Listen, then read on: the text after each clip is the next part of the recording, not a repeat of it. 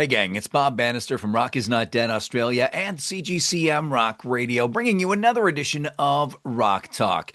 And again, you know the drill. Before we get going, click those buttons and let us know. Give us a like, give us a share, give us a comment as well. Maybe there's somebody you'd like us to talk to as well. You just never know. So, a few months ago, I had the opportunity to sit down and chat with Dan Pearce from Feed the Fire.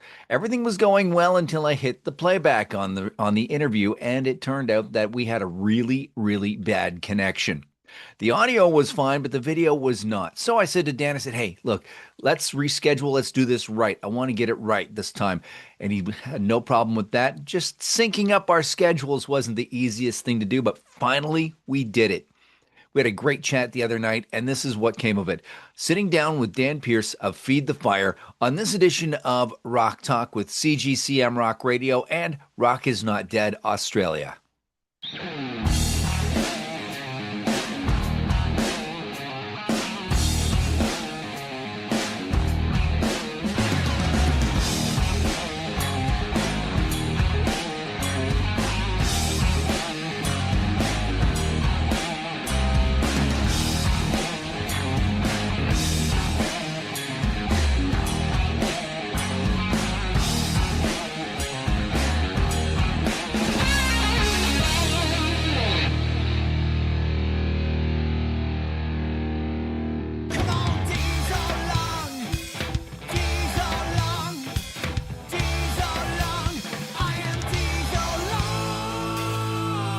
And yes, here we go. It is another edition of Rock Talk with CGCM Rock Radio. And this time around, we are joined by Dan Pearce from the band from Adelaide, Australia, Feed the Fire. Welcome to the show, my friend. Hello, Bob. Good to see you, man. It's good to see you too. So tell us about Feed the Fire. Who is Feed the Fire? Feed the Fire are a rock and roll band from Adelaide, Australia, like you've already noted. We've been on the scene since about 2018, and we play high energy guitar driven rock music, man. Power Trio style, right? Indeed. So, with that being said, what would you say is the biggest challenge to being a power trio? Filling up space, I think, because there's only three of us. Yeah. So, especially on my part playing guitar, like when you're soloing and that sort of thing, you really want to t play your part and make sure you're filling up a good amount of room and make sure the rhythm section behind you is super tight and solid, man, because there's nowhere to hide in a three piece. Like you're all on display pretty out there in a three-piece band.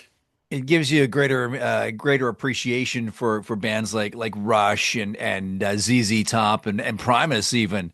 Even so, and even going back to Cream as well. Yes. Like the ultimate, man. Like, for me, that all kind of kicked off around then, like one of the greatest power trios of all time. Absolutely. And of course, we can't forget about the Jimi Hendrix Oh, experience yeah, of either. course. Absolutely. I was listening to him earlier today, and I was like, "Yeah, I gotta bring that up in the interview later Yeah, tonight with nice, Dan." man. Yeah.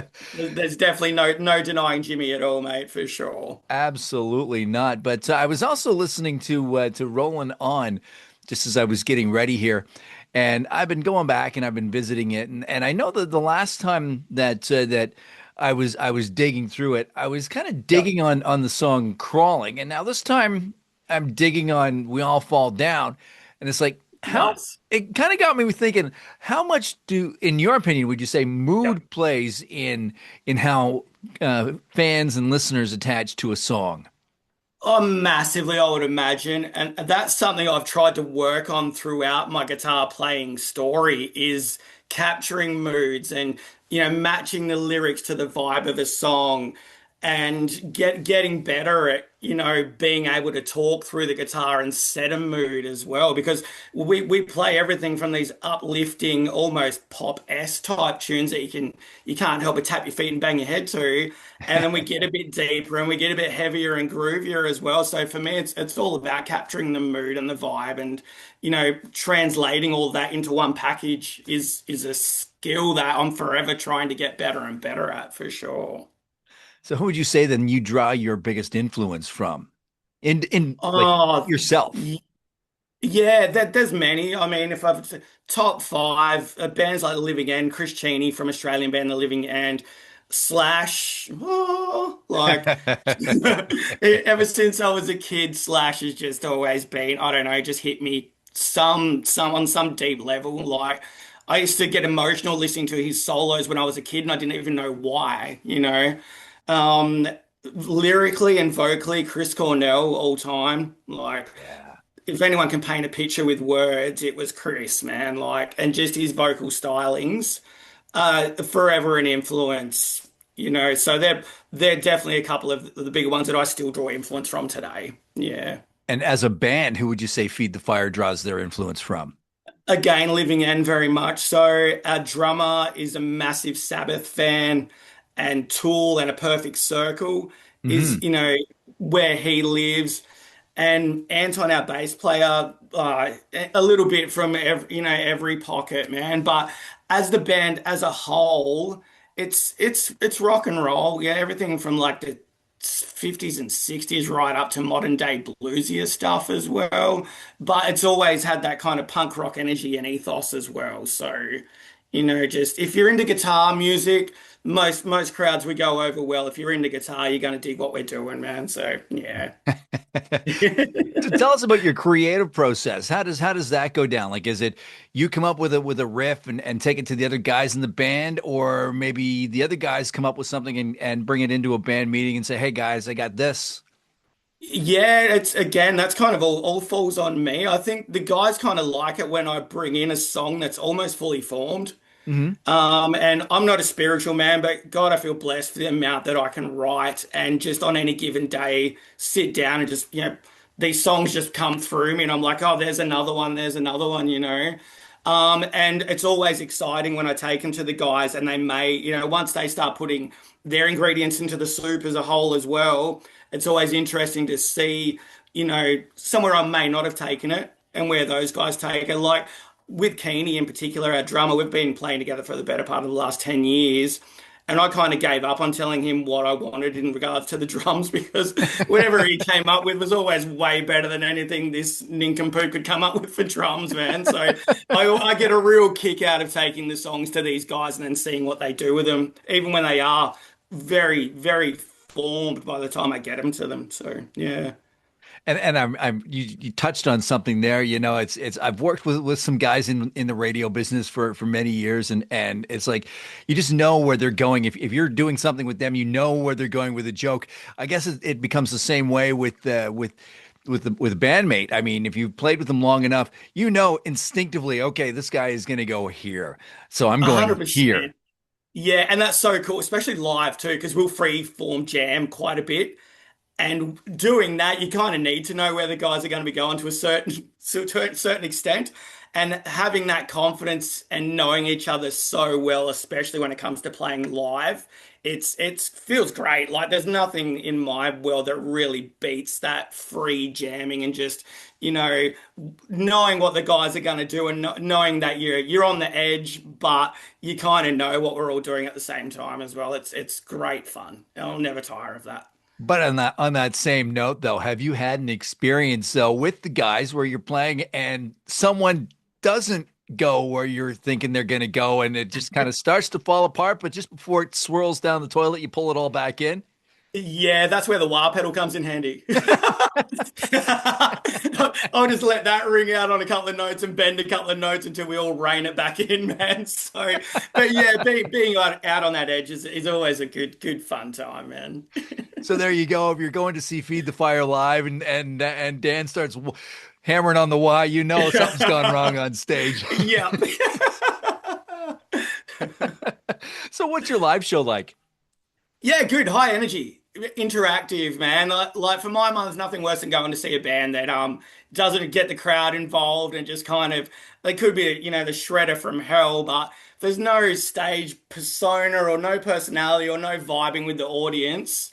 It's not for me. So in spades, that's what we do, man. We try to get everyone into the same vibe as us and give back and forth on the energy. And like I said, we're pretty dynamic as well. So we'll play something quick and upbeat, but it's it's very much in our wheelhouse to bring it back down and get a little emotional in there as well. And ride that roller coaster of different emotions in different ways. But for the most part, particularly if we're playing a shorter set, like we're playing a festival next Saturday and we've got half hour, it's given that it's all going to be high energy, pretty quick stuff, and we'll leave the more mellower stuff for when we've got our own shows and we can, stretch things out a little bit longer. Yeah. I guess putting together a set list for a live gig is a lot like putting together a playlist for a radio show. What we do is we classify things into three categories: black, white, and gray.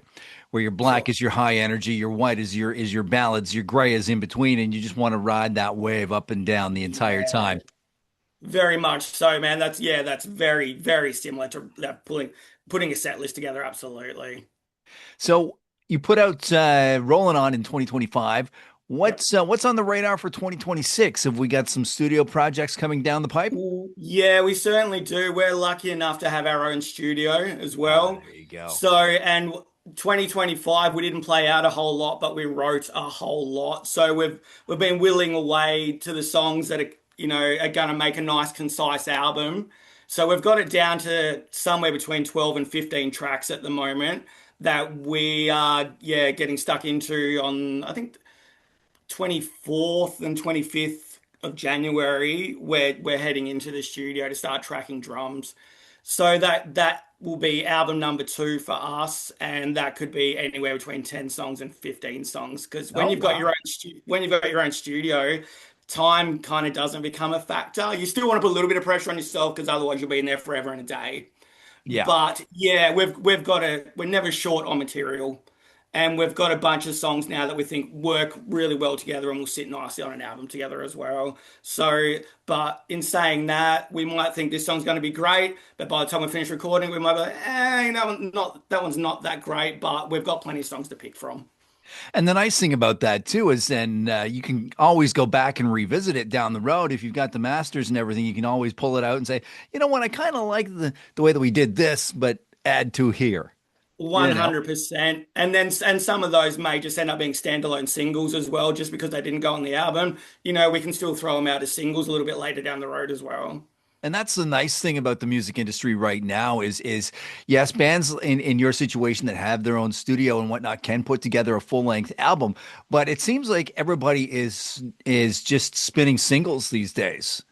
Yeah, that's a massive thing. There's no right and wrong way to go about it anymore, I don't think. If you want to put an album out, put an album out. If you want to put a slew of singles out, chuck a bunch of singles out. I think as an artist, the more material you're putting out, I don't think it's detrimental, provided it's good quality music that you're still continuing to put it out any way you see fit, like people ingest music differently. Everyone's got a different way of doing it. Some people like to listen to a whole album. Some people like to listen to a single. So if you've got the material, man, and you've got the ability to put it out, just like keep putting it out. Exactly. But how much of that though comes down to economics as a band? Like it does cost a lot of money to put together an album. It's cheaper to put together or to put together a single, isn't it? Oh, absolutely it is. Yeah, yeah, without a doubt, money plays a pretty big factor in it. And like I said, that's why we're lucky to have our own studio, to have our bass player who's also a sound engineer.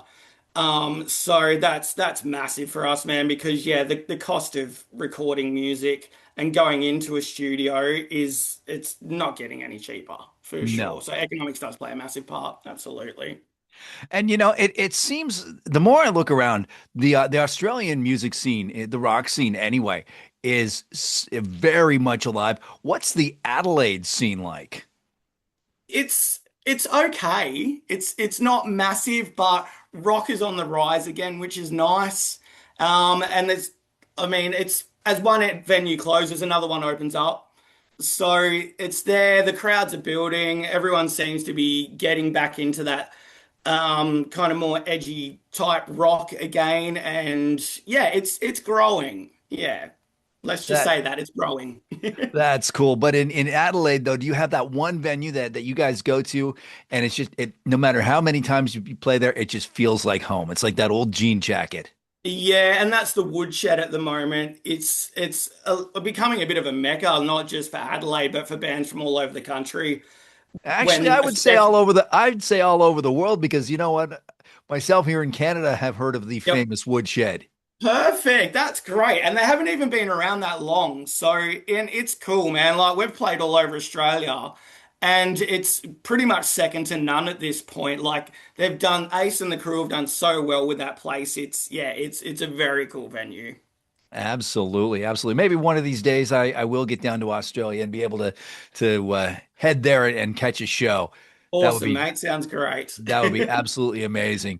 So before we wrap things up here, I like to do this thing called this or that. Nothing to do with music, just some fun top of the head questions. You ready? Oh, let's go. All right. Are you a morning person or a night owl? Night owl. City living or country life? Oh man, I'm split on that one. I like them both. Chocolate or vanilla? Chocolate. Staying in a hotel or camping out?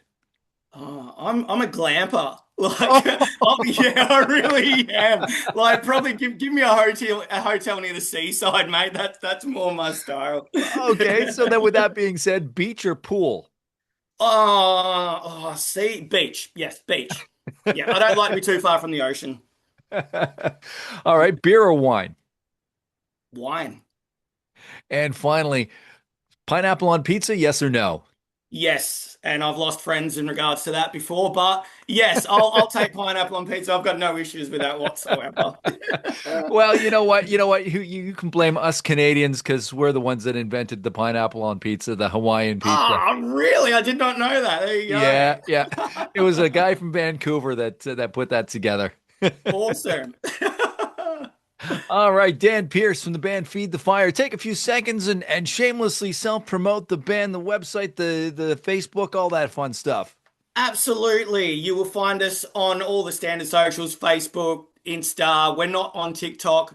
Our music's all over the majority of the streaming services. If you like high energy guitar driven rock and roll, we're keeping it alive and kicking, man. And we have a new album coming out this year. So get around us, stream us, show us some love, and we'll give it all back to you as well. Awesome. Very, very cool. Thank you, Dan Pearce from Feed the Fire, for joining us on this edition of Rock Talk. Thank you, Bob. And we'll catch you again on another edition of Rock Talk. Thanks for joining us. Don't forget to click that thumbs up button to stay in the know.